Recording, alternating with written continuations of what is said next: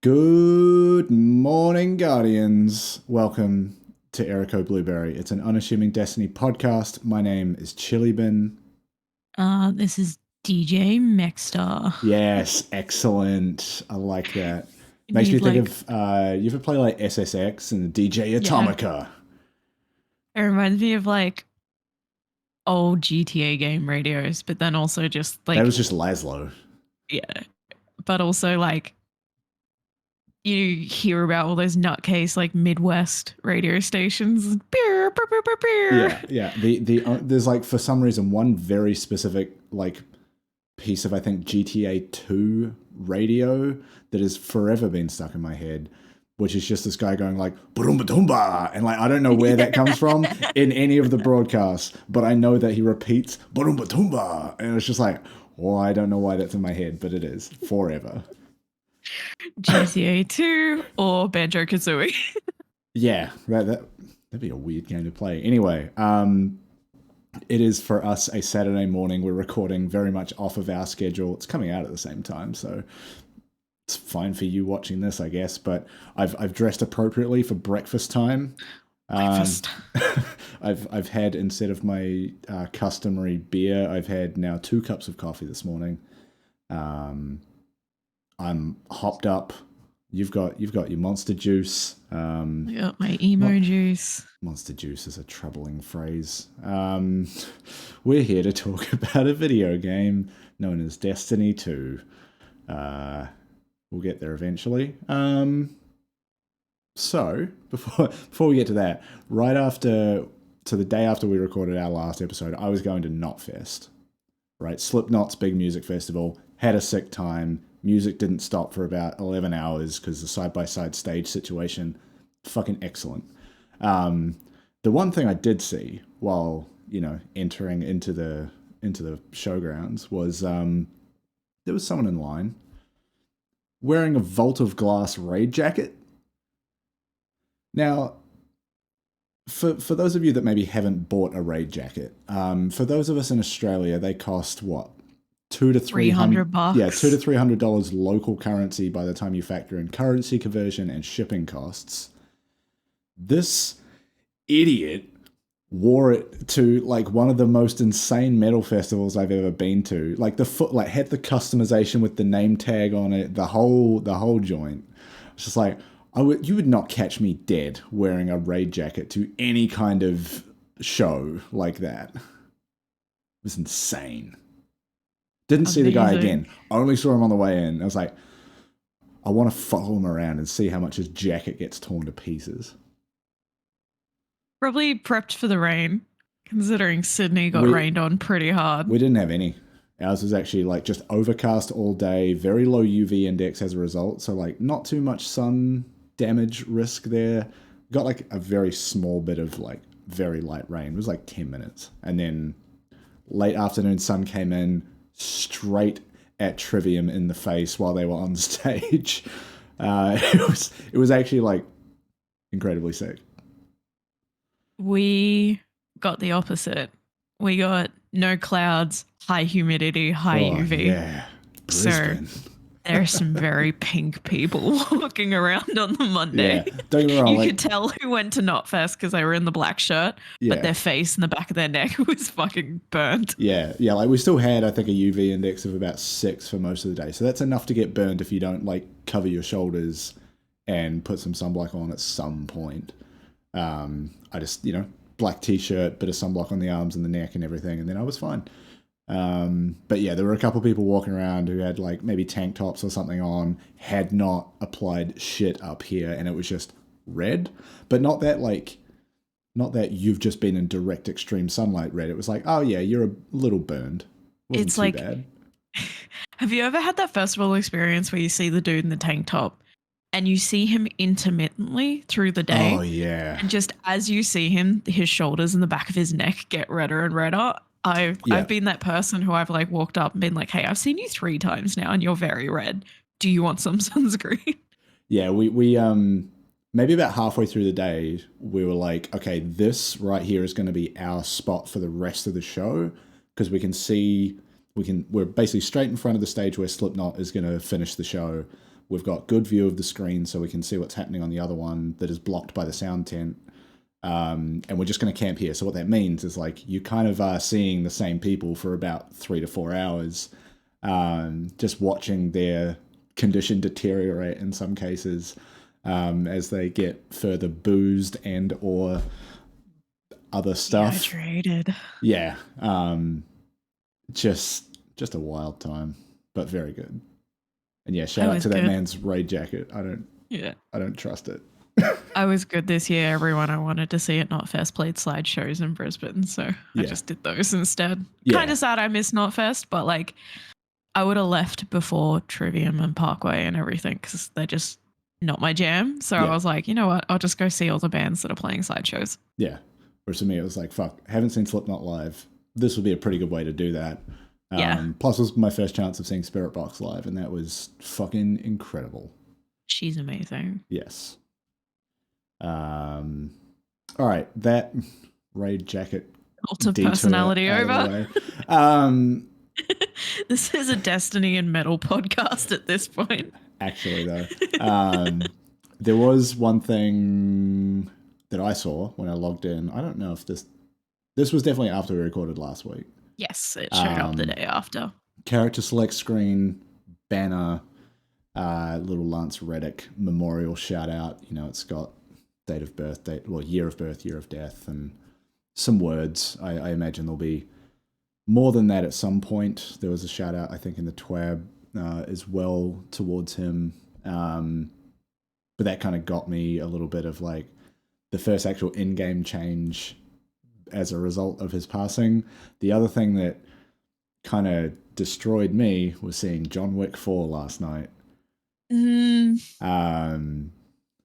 are some, I mean, just seeing him for one thing was kind of tough, but there's some early things that happen with his character in that movie, and I was like, damn, I didn't need to see this right now. So while you're not, well, no. So you're not Fest was the Friday, and then Saturday was Sydney, and then So the Saturday night, I went and saw John Wick with a bunch of people who had come in town with Knotfest. And I was already a few beers deep by the time our session, because we went gold class, and then we were like, let's go late night gold class so we can go out and like have dinner and drinks and then go to the theater near us. So by the time John Wick had started, I was 3 pints in, I think, at that point. Yeah. And we just all ordered the Toblerone cocktails. So when he came on screen, I was like, oh, woo. The boys like, you good? And I'm like, no. This is just how this is going to be. And they reckon every time he came on screen, I was like, oh. Like I made like a oh noise. You good? Yeah. And then we get to fucking this week's story content. Which yeah, very much like the Amanda Holiday memorial tour in a sense. Actually talking to Zavala and hearing him talk about her in like some very somber and sad tones. Yeah, that was another like, don't cry. Yeah, I can't like, there wasn't much to the actual like mission side of things. It was mostly just a vehicle for Zavala to deliver his sadness unto us. It was like a I guess it's like a little footnote, but you know what I mean? Like it was very much the closing like your epilogue of this season. Yeah. It was very much a so everyone is gone. Here's home in memorial, don't hold your breath kind of moment. Yeah. But then also dealing a lot with, you know, it was kind of like an extension of what, for me, it was an extension of what Mara was saying. That it's like the handoff of being technically immortal and living for a really long time is that like what's that expression? Death is the great equalizer. Mm-hmm. It's like, but for them, they have to sit there and watch everyone they love around them die. Yeah. And like him talking about like how it doesn't get easier. He's just a lot more empathetic than Mara. So Mara's was very like poignant and indignant and like flowery kind of metaphor because that's how she talks. Yeah. But like his was very much just very raw human, just talking about like how it was almost like he was saying like he can't keep doing this. Like he mentioned his wife, he mentioned his son, like he mentioned Cade, and it was almost like the tone of it was very much like I can't keep doing this kind of energy. Like I'm getting tired of watching people die. Like, yeah, and then he just teleports out. I'm like, okay, bye, see you, homie. Yeah, Deuces. I mean that's always a hard thing. Like they don't get the kind of gravity of a sad walk off. They're just like zip, just gone. Yeah, and like me at a funeral. If they just I don't know if they like slowed down that animation or like added a little extra something to it, it might have had more weight to it. Let him walk off a little bit before he teleported. And I think we've seen this with a few characters where like as they're walking away, they do the transmat disappear trick. It just felt jarring. It'd be like if I was just sitting here and then I just faded out and didn't move. The gif of the dude going disappearing. It was exactly that. It's that like, energy. See you later. I was like, oh, away he goes. Yeah. But yeah, that line that Mara's kind of walking about like immortal beings having to deal with mortal friends dying. I've only just like drawn this parallel, but it's in Lord of the Rings where Arwen and Aragorn, Arwen being an elf, can't die, and like falling in love with this mortal man, and then like having that conversation of like, you can choose to like have this relationship, but he will die and you won't. And you have to figure out how to deal with that or give up immortality. Well, it's a conversation you see a lot of in vampire media too, where they're just like, there's a lot of like undertones of like death is part of humanity, like death is the great equalizer. So, what does the human mind do when you take that out of the equation for them? Yeah, and I think that's why you see a lot of, it's a little bit like played up, I think, for campy effect in vampire media, but a lot of it is like you become kind of aloof and like disconnected and detached from like a lot of daily strife because you're just like, who gives a fuck? I won't die. Why do I need to care about anything? You just kind of like, I'm just gonna like drift through life and it'll be fine. Yeah, and I think too, there's a lot of like the undertone of, especially with characters like Crow,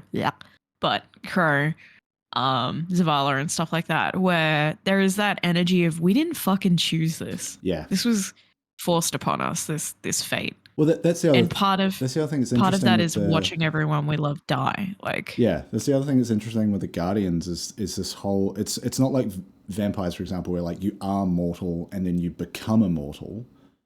Guardians are basically born as an immortal being. They have no knowledge of their previous mortal self that died. They are just inhabiting that body as an immortal being from the beginning. So they don't. I don't know if the like.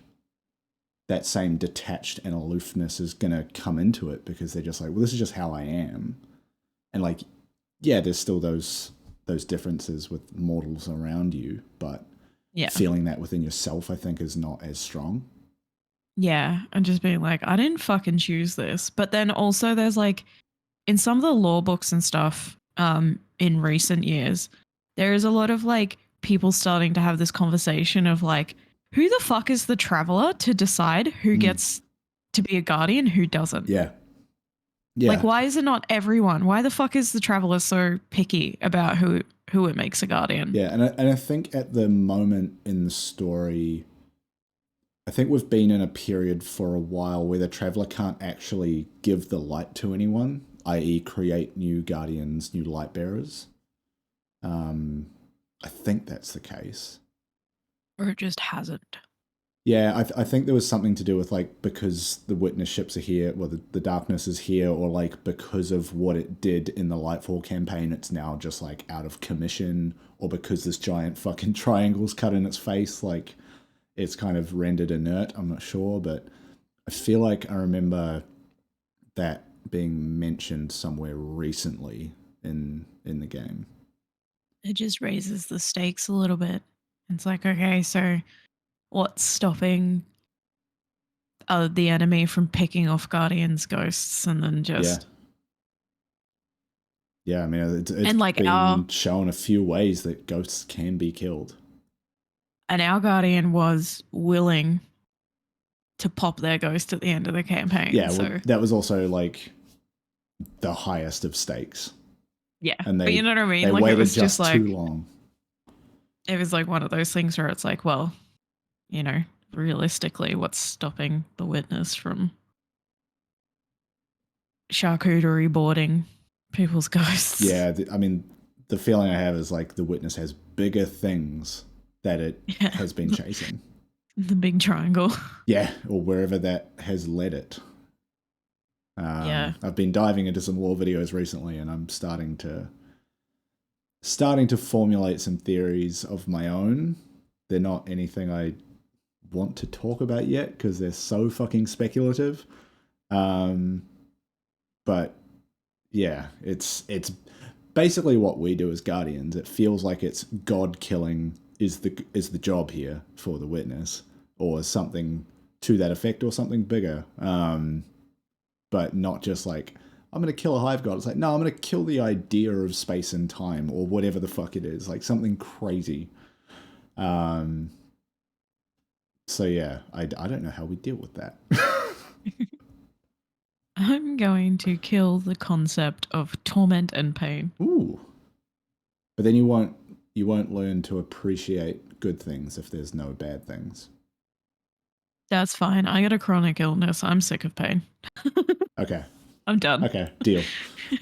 Y'all can have it. By Nazarek. God of feeling just pretty good. The god of sore tummies.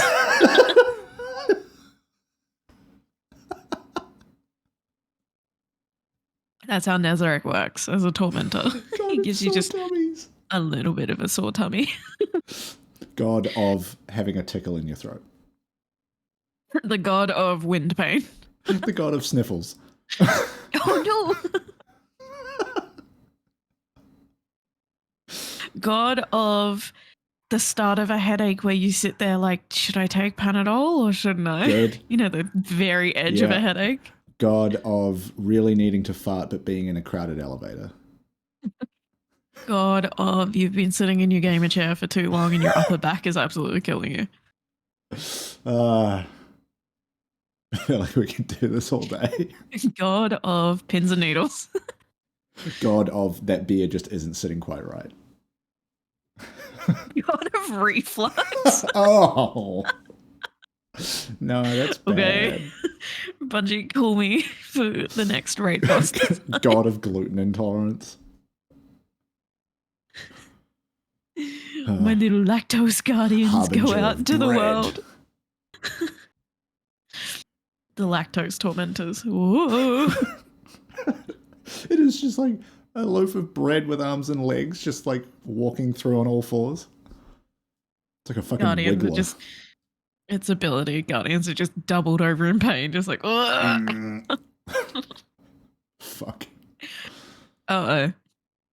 Uh-oh, bread. Caffeinated ECB off the hinges again. Yes. Era coffee blueberry. No, it's nothing. Extremely caffeinated blueberries.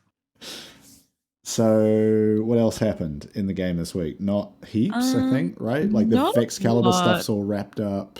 Actually, did another prison break. Yeah, that was the. And then you go and chat to Debbie. And then, Devon said some really sweet things about like he woke up and just didn't want to continue. Yeah. Like, he very much woke Yeah, up just he like, woke what's the up, said that, point? and then was like, oh, and then I saw some cabal drop in, so I was like, well, back to work. Like, yeah, just like waking up and got this being going. like, what the fuck is this the fucking point? Like, our friends are dying. And then he remembered, oh, murder is the point. Yeah. Oh, I'm off. And he's like, oh, and then I saw a cabal prison ship and thought, well, that'll do. I just imagine him like with his tea and he looks up and he's like, well, he picks his gun up. Just slams the last of it, burns his throat, and then just heads out. Gives Mark a little kiss on the forehead on the way out. Yeah. The other thing that I kind of finished off, I think the end of last week, was the Vexcalibur quest line, but also going through and picking up all the secrets, which shows you some very tasty stuff inside that mission and is kind of annoying to get to. How much do you want me to spoil it for you? Go for it. I intend to do it. I just need to find I think a recent homies to run it all with. Showed it too, but the entire our interactions with the Vex network throughout Lightfall have been talking about the Vex trying to create a copy of the Veil and sort of saying that the heart of the Black Garden was similar to that. And then throughout the Vexcalibur quests, you're kind of in and out of the Vex network, and you get access with the Vexcalibur to go through barriers and activate all these things. And there's 7 secrets throughout the mission. One of them you have to do after doing the final boss fight, and you've got the classic here's a 500-second countdown before the mission ends. That's when you have to do it. So it's a lot of climbing under the map in really weird ways, and then you open a portal, and then it takes you into some other part of the Vex network, and then you see this giant replication of the Veil, as we've seen in the concept art that's been around Twitter, right? Of the side view of the whole thing with the tendrils sticking out one end, and there's some very interesting voiceover stuff that happens with it, but kind of also saying that holy shit, did Ashimir just in his head manage to do all of this? How does one man have a brain so big, essentially? But it's very cool. Yeah, I'm super into Ashimir lore. When I first came across his story, I found him really interesting. I'm not quite sure why of all the side he's a little weirdo and he's smart as fuck. Yeah, and it's it's one of those things where I described him once as the little warlock that could. Yeah. Not a lot of people had faith in him as a warlock or a guardian. And I'm like, me. Yeah. And he was like, so fuck yes, I'm gonna go do my own shit. And then obviously all the stuff with the Vex network. And it was just one of those things where it's well, yeah, if your mentor and master was Ikora Ray, you're gonna feel a little bit inadequate, huh? Give yourself a robot bitch do arm be and go to powerful. And then he was just well, I'm not a super great warlock, but I'm also crazy smart and I know a lot about the Vex. So I'm gonna do what I can there rather than being just a shitty little warlock. Yeah. And I really like that lore about him. Just well, fuck yes. Yeah. Time to become Vex. Yes, time to go inside the network and live there forever. But yeah, it was kind of towards the end of the Lightfall campaign or some post-campaign stuff where they're okay, we know fuck all about the Veil, but we know that the Vex had a copy, and that's how we're going to learn about it, is looking at their blueprints and trying to reverse engineer it, essentially. This kind of hidden secret part of this mission feels to me like a bit of an inflection point in that storyline continuing of okay, we've now found where some of the stuff is in the Vex network. Maybe that's next season. We're starting to dig into that some more.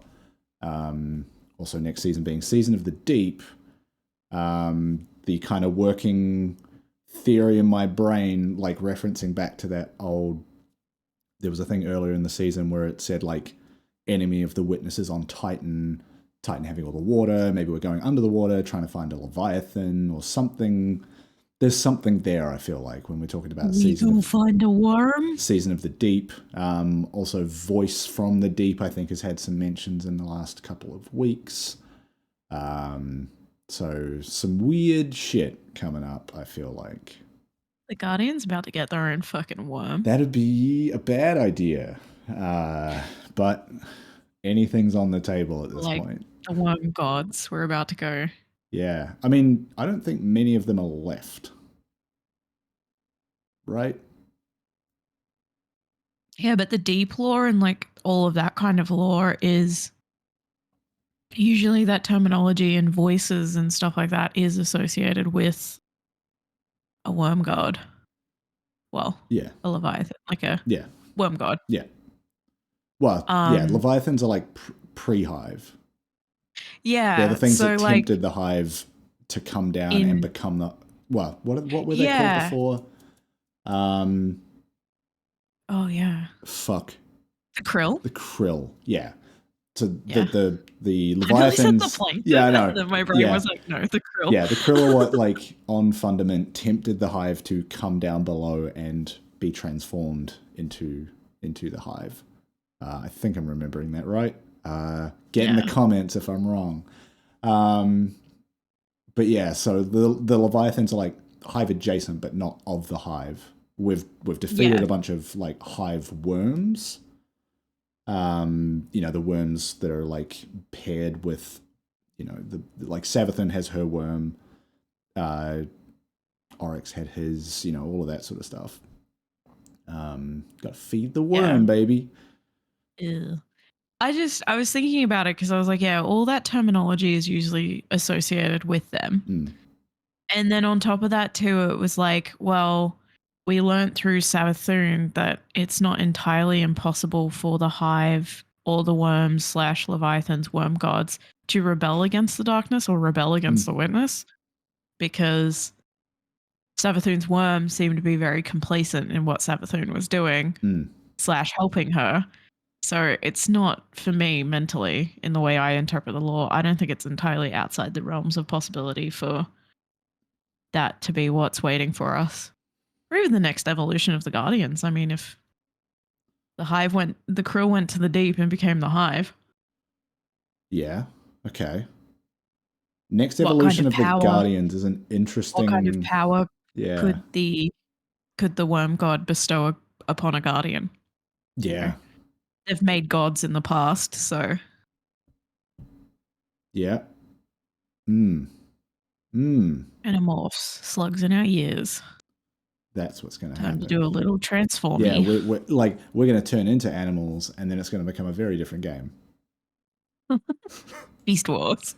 No, we're just playing Spore. We're going to go find another planet to colonize. Street sharks. Street sharks. We're all just shark people now. Yeah, actually, that'd be sick as hell. Yeah, it was like, I was thinking about it the other day because I've gone through and read a whole bunch of lore again. And then watched a bunch of videos, and I was like,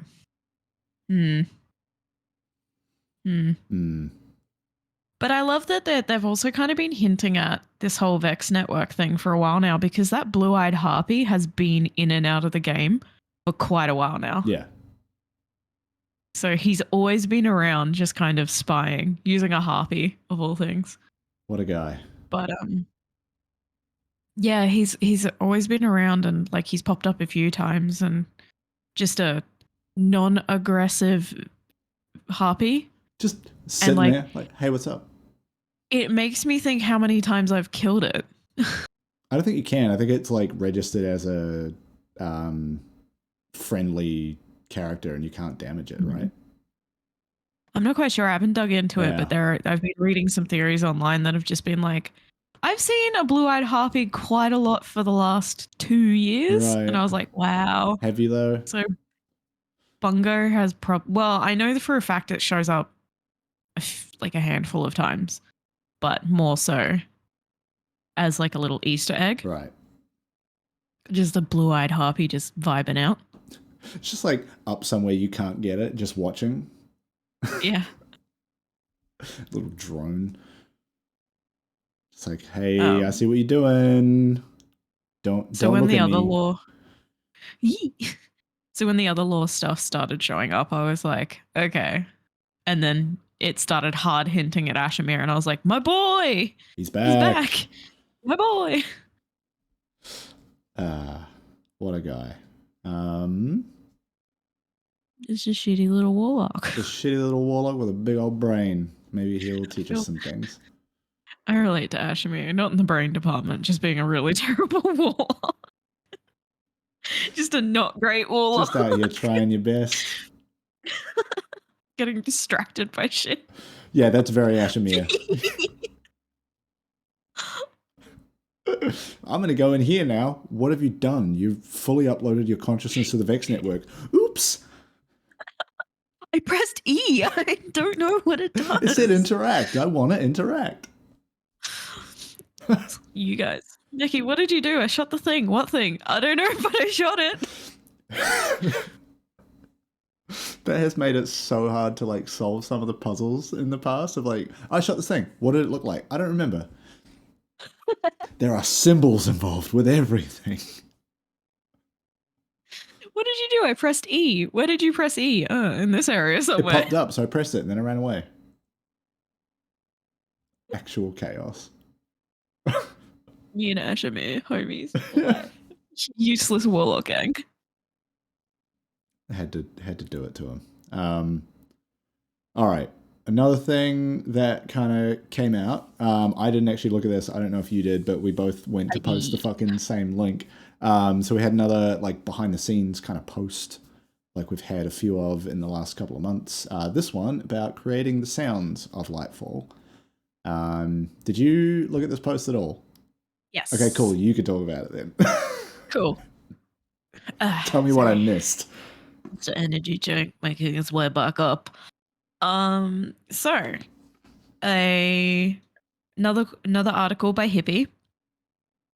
And it goes in depth about the different aspects of the sounds of Destiny, including the music. So it starts with the music of Lightfall documentary again, VDoc again, and then it goes into depth about what Lewin does as a composer, and that how like a lot of people until recently thought they were just cramming an orchestra into a room and then recording it as one big track. But what it is it's broken down into, as we discussed in past episodes, all the instruments are recorded on their own like track. Yeah, that was what was in the VDoc itself, right? And then they can fade it in and out as needed. And then also that a lot of the sound effects in game as well are layered in a similar way. And the way that like maybe the sound a harpy makes when you pop it is slightly different contextually depending on what you use, where you are. Right. Like there's different layers to the sound. Really interesting. I reckon if you're into sound design or even music, reading it, it's very interesting. But the one thing that I thought you would find interesting is more towards the end of the article, which is where they actually go into the voice modulation of the Cloud Striders. Oh, yes. And the way that they've actually modulated Nimbus's voice to, and now you'll never be able to unhear it because it's happened to me. Nimbus's voice modulates with the music in the background. Fuck. I thought that was super interesting. I want to go talk to Nimbus now and just catch that. So for example, some of the sound effects that they used to create the voice of Nimbus was electromagnetic frequency recordings of actual PS5 consoles. Okay. Disc tray sounds, the sound of the console turning on and off, and the sounds of PC fans and stuff like that are mixed into Nimbus's voice. My first thought, because I know how protective some of these companies are, is whether or not they had to license Sony to record the sounds of what a PS5 sounds like. Like, is that something you can copyright? Because it's just like various mechanical sounds, unless it's like a software sound But that then they're also plays. using electromagnetic recording material on top of that too. So they're picking up the electromagnetic activity within the console. Yeah, I don't think you could even copyright that because it's not something you have actually like produced or controlled. Yeah. It's crazy.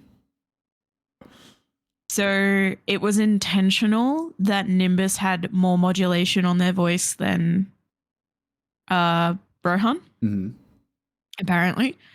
And just, well, the way that they did those two modulations are very different. I'm guessing that's to like reflect Nimbus having more energy and kind of vibrancy within the character. Maybe their identity as well as maybe being younger. Yeah. Their voice isn't going to be entirely their own because they're not really coming into it at that point. Like, and then also maybe being more, in comparison to Rohan, more being towards a traditionally feminine end of the gender scale than Rohan. Rohan's more your typical gruff, he, him, grizzled cop. Yeah. That we talk about. He's the grizzled cop, you know, that kind of stuff. So apparently Nimbus's voice is layered and comprised, of 12 different musical keys and one atonal to allow for more harmonization options. The Cloud Striders, depending on whether there is music during gameplay or in the background. Right. They need to factor in how Cloud Striders also interact with their world. How do they sound far away? How do they sound over the network, like over the ghosts? So obviously their modulation is going to come in differently if they're not in front of you talking. The way they talk over the radio is going to be different.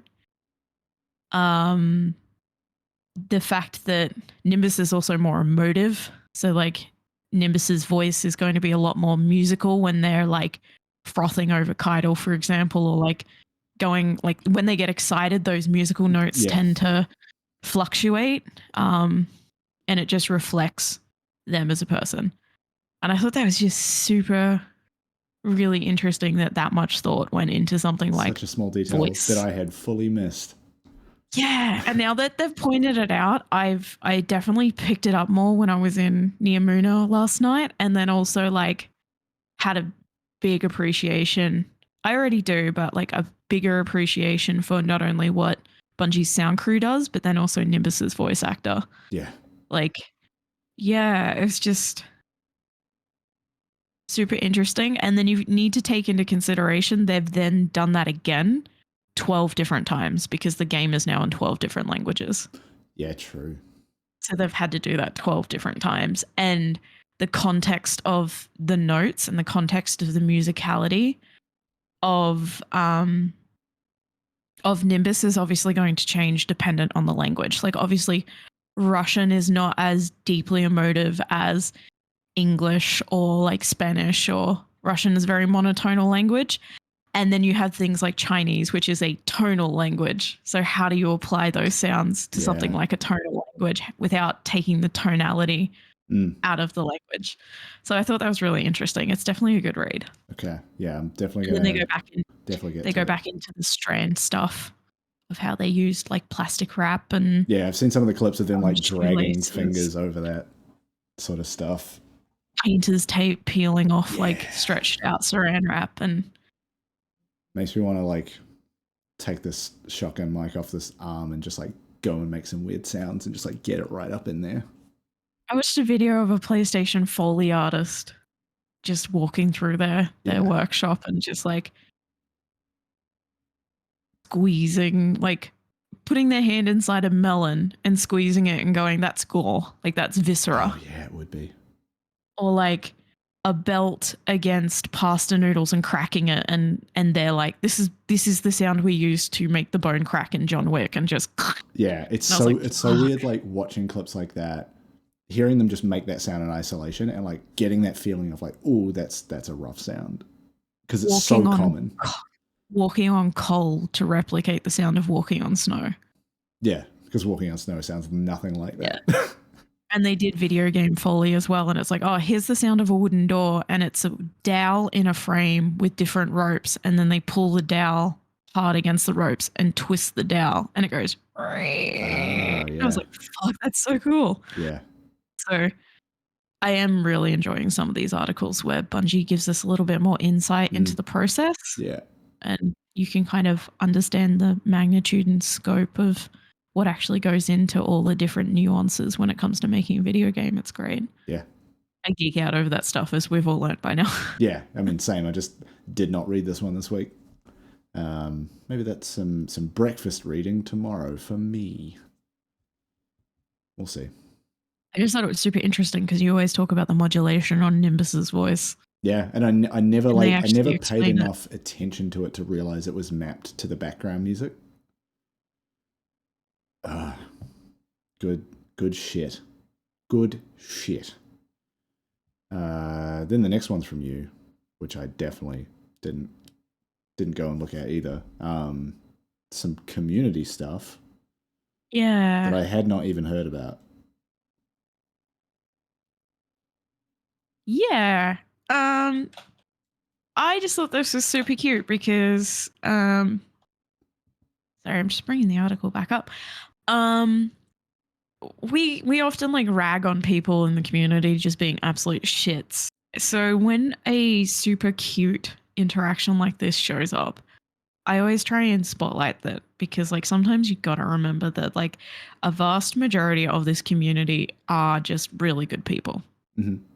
They're great people. Yeah. You know, and just because the loud minority is ruining it for everyone at times, it's like you gotta sometimes remind yourself that like this community is millions of people deep. Yeah. From different countries, different backgrounds, and a lot of these people are just here to vibe like us. Like they're just here to fucking hang out and play their silly space game. Yeah. So this all started, believe it or not, usually the starting point of shitty stories comes from Reddit. This one starts on Reddit. And I found a Dexerto article about it, and it was a older woman who used to play Destiny 2 with her son, has recently come back to the game due to all the hype. Mm-hmm. And she just opens it with, hello, old lady says hello. That's her post. And it's just, in 2009, I was playing Destiny, 2019, sorry. I was playing Destiny quite a bit. Oh, I was playing Destiny quite a bit. My father passed away and I lost all interest in the game. Recently, my son convinced me to buy Shadowkeep and see if I could get interested in the game again. $9 investment, it was worth a try. Well, here I am at 69 and I am again addicted to the game. Also, nice age. Nice. There's so much I don't understand about this game, particularly what weapons to keep and how to select my gear, let alone enhance everything. But I'm having a heck of a good time. And I figure watching YouTube and reading things online, I can get information on how to correctly track my Guardian. If anyone has any suggestions on how best to learn all the mechanics of the game, I would appreciate it. FYI, my Guardian is a hunter, and just explaining her stats. Her son spent most of his day getting her through Shadowkeep, and she had such a good time that she bought Witch Queen. Yes. Where would I be online? I don't know if I'll ever get into Lightfall, as it may just be too far for me. Meanwhile, I'm having a heck of a good time. And then the comments are just being super sweet, giving her new and returning guides, giving her advice, forum posts, and then other gamers have come forward and introduced themselves and said, hey, like if you ever want to join up, we have like a veteran server, that kind of stuff. Yeah. People looking to LFG with them and her son. Dude, I would watch a raid team of people about this age, just having a sick chill time but doing raid stuff. That would be very entertaining.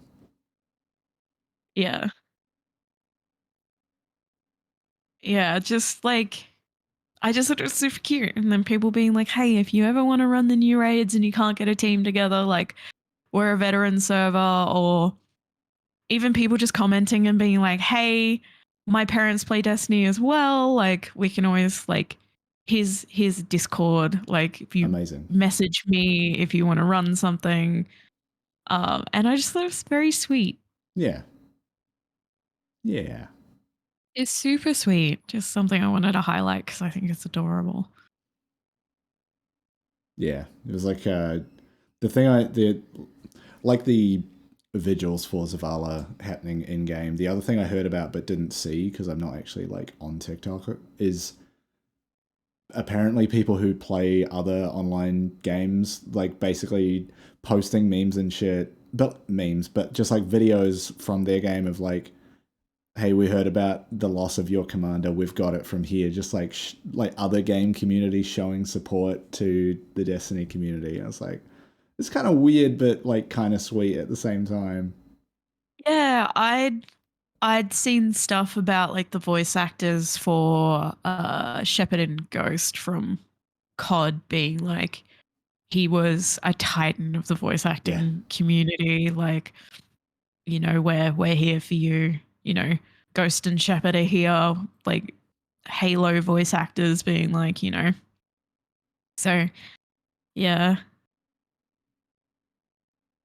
Oh, man. It's super interesting. Yeah. But yeah. What else is happening in the game at the moment? I still the patch that's going to reset my Gilded Dredgen hasn't hit yet. So I still have it. Oops. Oopie. I might play some Gambit this week just to like get to where I need to be to actually earn it properly. But I think this weekend is when I'm gonna finally like rearrange this room and change my desktop, so that rules out a lot of this weekend for playing games if I do that, depending on how quickly I get it done. But like there's a lot of cables to figure out and shit to move in this room that is outside of the shop for reasons. There's a lot of it. There's some right here next to me. It's just on the floor. I can see the green flashing now. Yeah. Just for anyone listening, my camera's it's doing it again. Having a mo. Yeah, there's any number of reasons that could be happening. Other than that, I think that might be it for this week. Like, yeah, it's been usual this week. Usual end of season. Very quiet. Just doing what you can to get your season title, or like prepare to get another title. Yeah, the what is it? Guardian Games will be the next event. Yeah, that'll be the next thing. And for for me, what gun am I gonna hoard this time? There's that, but also for me, if I get the title for Guardian Games, I will also earn Reveler because it will be the fourth one since that came out. I think you missed the last one. Maybe it was the Dawning. Yeah, you weren't able to get that. Exploded, so I'm not going to get it. I'm so sad. I don't want to be a party animal. I mean, you are. We know that. But yeah, so that'll happen. They'll probably start talking about that soon because that'll be 3 weeks somewhere in the rest of this season. They haven't said anything yet, so it makes me think it's maybe still a couple of weeks away. That's kind of it. Destiny. Yeah. I might play some after this, and then edit this, and then dismantle my entire PC setup. What a time. I got some Dutiny I gotta catch up on. I gotta get all my pinks. Yeah, same. I still have to do all of Excalibur stuff. I think I'm closer to level now to be able to solo it, so should be good. Because I did some legendary Defiant battlegrounds and a couple of dungeons. That's the word. Nice.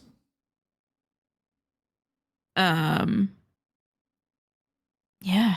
And then I'm actually working on the last couple of triumphs for the Dredgen Zeal. Hell just by accident. It's just like accidentally I've been like, wait, I'm like, what is it, like 6 out of 9? Yeah.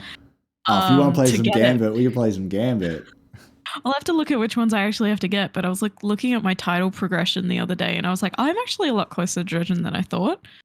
And then I was a lot closer to gilding Iron Lord than I thought too. Yeah, that one snuck up on me a bit as well. I didn't play that much Iron Banner last week, and I still got like a decent amount of the way there because I was just playing the objective.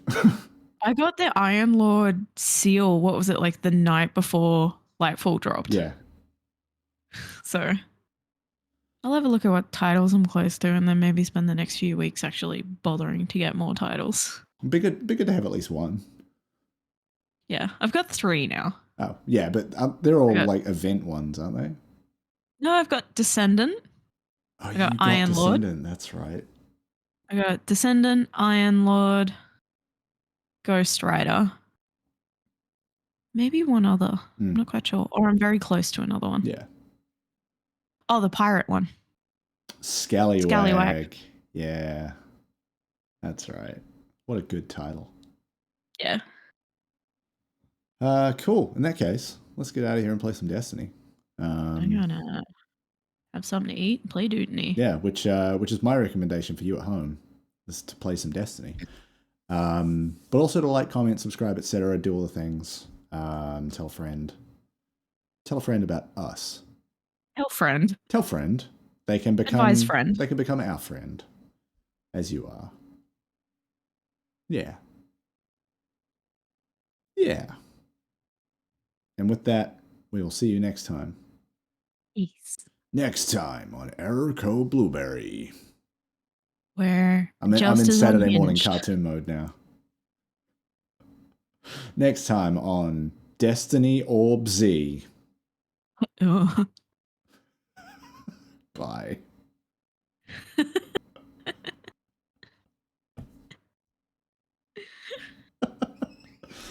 Lovely.